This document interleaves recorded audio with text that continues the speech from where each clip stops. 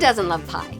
Today's cocktail, the Key Lime Pie Martini, gives you everything you want in a classic dessert without having to touch the oven. So let's mix this one up. Let's start with 2 ounces of vanilla vodka. Add a half an ounce of key lime syrup and 1 ounce of pineapple juice. Then 3/4 of an ounce of sweetened condensed milk.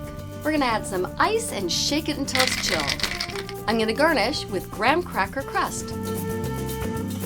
Then I'm gonna top it with some lime meringue.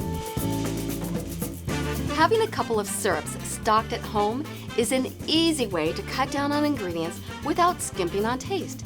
This decadent yet refreshing cocktail is Queen Bee approved. Yum.